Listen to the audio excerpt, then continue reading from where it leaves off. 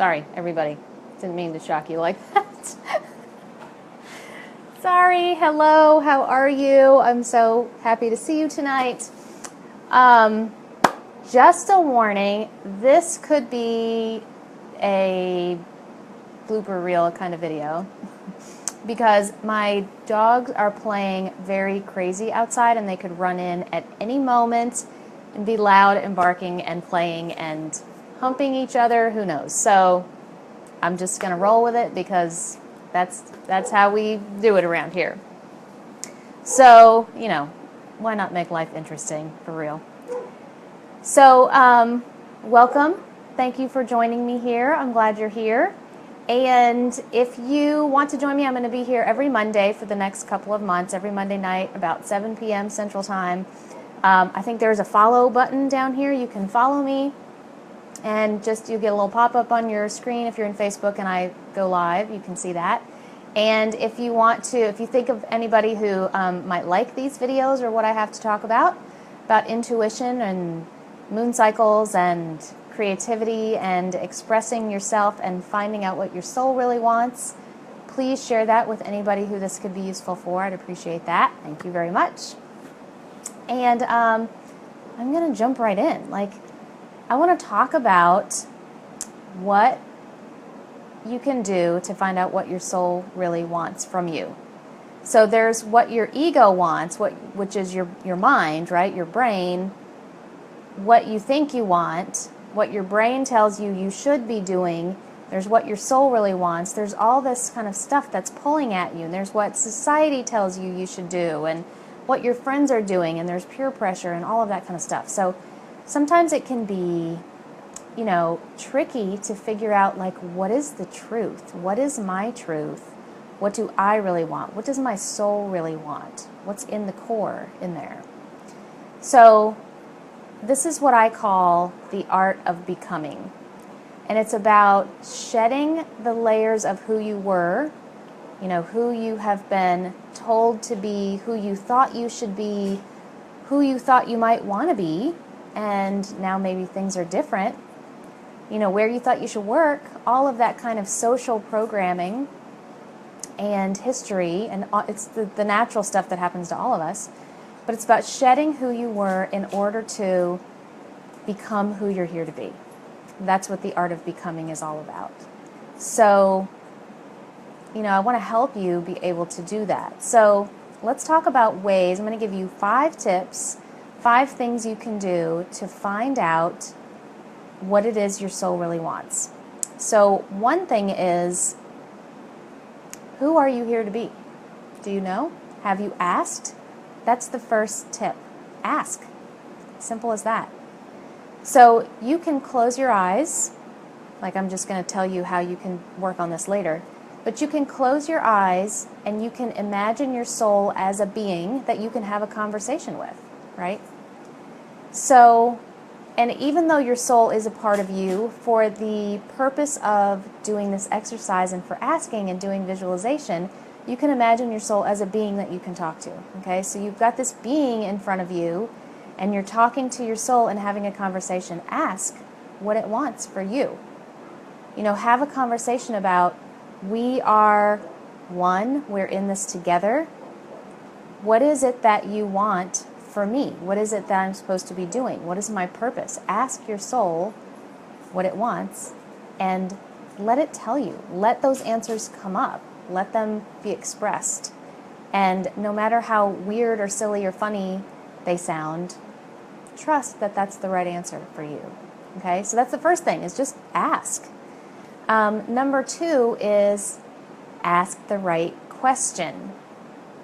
So it's important to know what you're asking. And yes, you want to ask, what's my purpose? Yes, you want to ask, what am I supposed to be doing? What do you want from me? What do you want for me? All of that kind of stuff. But here's a key question that's really powerful. So when you want something, and I use this question a lot when I'm doing intention setting or when I'm trying to figure out what my next steps are in something, when I'm going after a goal, or trying to manifest something, I use this question a lot. It's very powerful. And that is, how would your life be different if you had this thing, if you did this thing, if you manifested this thing? How would your life be different? And that's a super powerful question, because when you get into what that means, a lot of times you might say, oh, I would feel more at peace. I would be happier. I would not be so rushed. I would not be so stressed. I would feel supported. I would, feel connected in life. So when you get down to those kind of answers, how would my life be different if I had that thing, manifested that thing, created that thing, whatever? And you start getting answers like, oh, I would feel more secure. I would feel more connected. I would feel successful. I would, not worry so much. I would, have peace in my soul. That's when you're getting down to what your soul really wants, because it's going to guide you toward those deep feelings to help you figure out what it is that you want. So always, always ask that question. How would my life be different if I fill in the blank? Okay? Super important. So the first thing was to just ask, have a conversation. The second thing is to ask the right question. How would my life be different if? The third thing that you can do is ask your body. So your body, your physical body, is very in tune with your soul, and it never lies to you. Never lies. So if you can think of, imagine some sort of, not so good experience you had.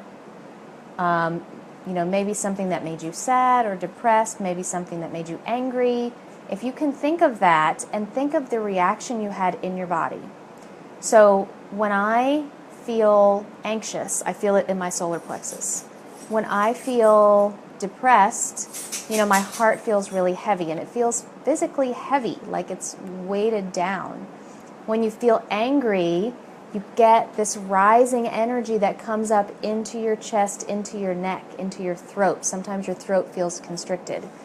So ask your body, ask questions, and feel what the truth is in your body. Because even if your mind is confused, which is normal, your body is going to tell you the truth. Absolutely true. So, for example, and the way you can practice this, and I love this, is you can use your body's wisdom to make decisions. So something really simple. So I was at a little metaphysical shop one time, and I wanted to buy a table covering so that when I did readings, I just had a nice tablecloth. And there was one that was like purple and orange, and it was really pretty, and it matched the colors in my brand. And so I was like, oh, I should get this one. But there was one that was blue and green that was also very pretty, and I was really attracted to it. And I was like, I really like this one. And I thought, no, it doesn't match. I don't want to get this one. I'm going to get the other one instead. And I just had this little kind of nagging feeling, just like, but I really like the blue and green one. And so I did this. You can do this experiment. So I put the blue and green one down, and I picked the orange and purple one up, and I said, this is the one I'm going to buy.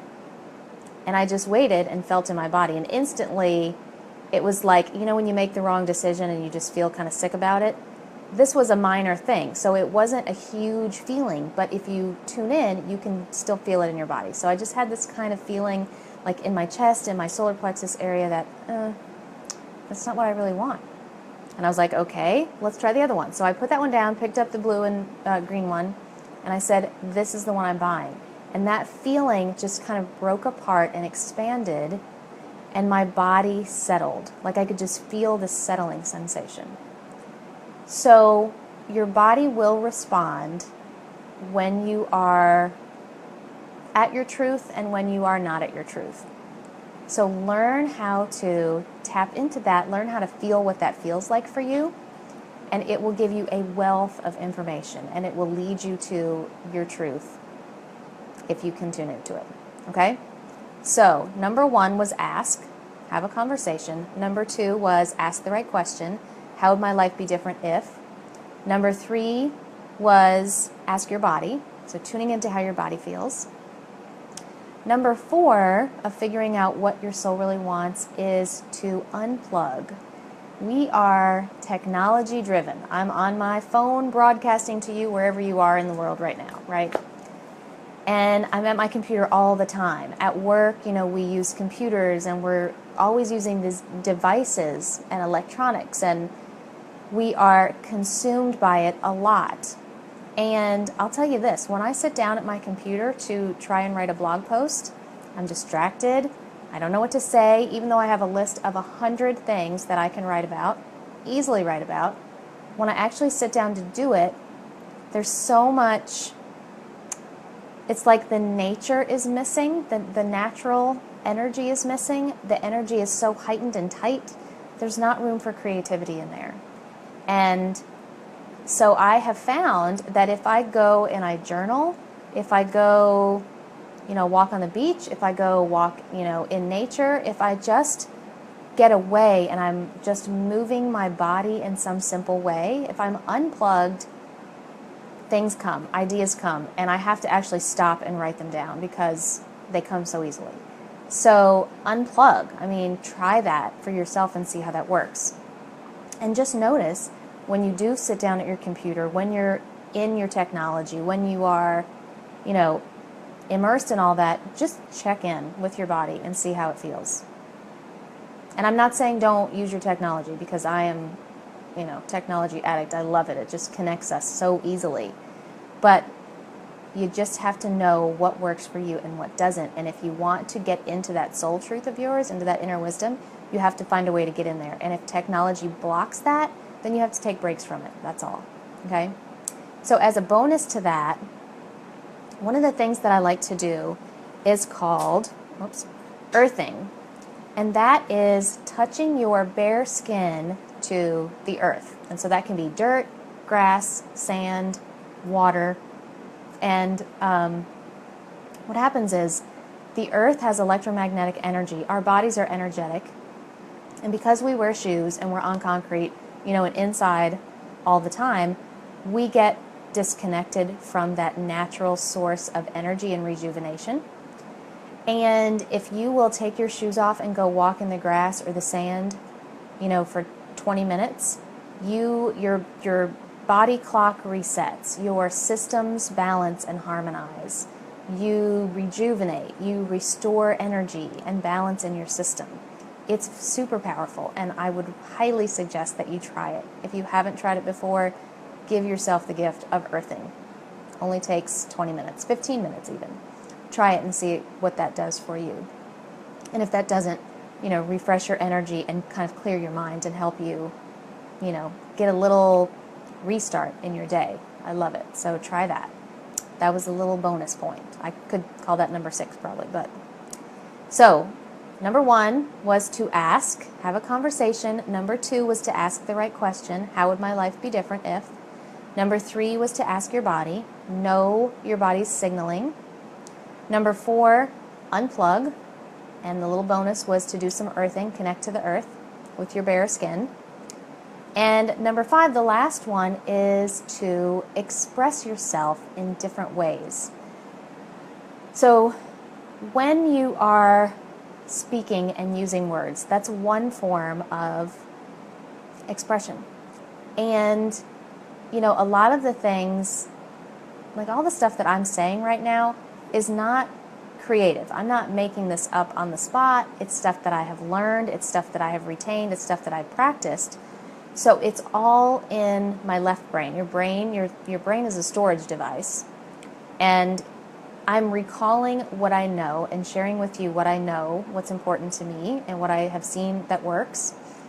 But I'm doing it from my left brain. So when you can combine that with expressing yourself from your right brain, so doing automatic writing and creative journaling, doing doodling, doing art, creating art, even if you are not an artist, we're all artists, but even if you don't think you're an artist and you can just slap paint down on a piece of paper, whatever, you're making shapes, you are expressing things that are inside of you that you may not have words for. Art is so powerful for healing and clearing and expression. And I use it as a tool all the time. And I work with clients on this all of the time. and they all say the same thing. Oh, it helped me express things that I didn't have words for. That's the biggest thing.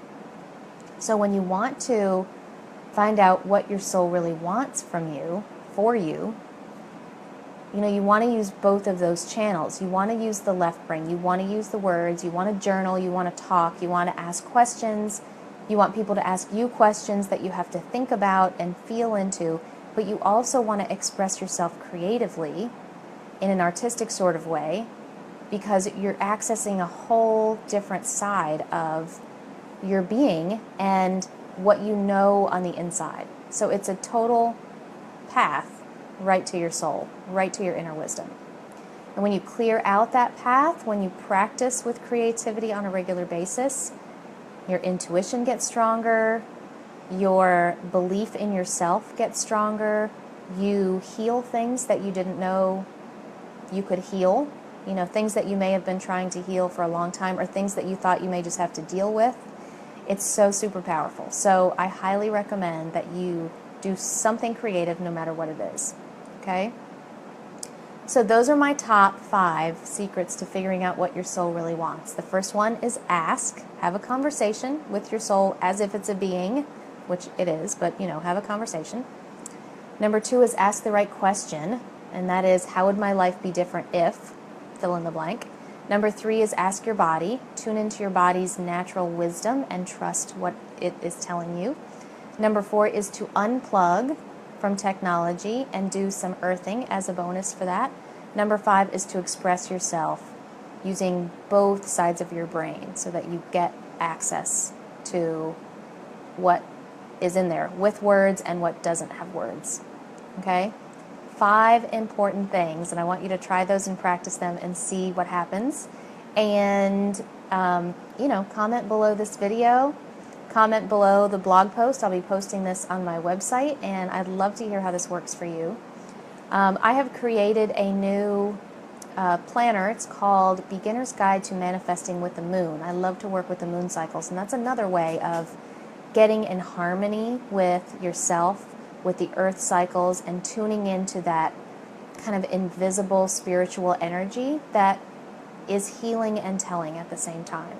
So if you would like a copy of that, it's a free planner that I created that I'd love to share.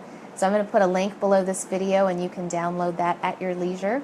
And once again, if you would like to know when I'm online, I'll be here Monday nights at 7 p.m. Central Time for the next, through March. So you can hit follow below this video, I believe, and get a little notice when I'm online. And feel free to share this with anybody this might help. So thanks for being with me. I will be here again Monday. Oh, and I'll also be doing some pop-up special things. I'm going to be doing some more card readings coming up soon, and we're going to be doing getting into some live rituals where I lead you through doing some exercises, some spirit excavation. So I'm looking forward to that and for you joining me. Thank you. I will talk to you guys again soon. Bye.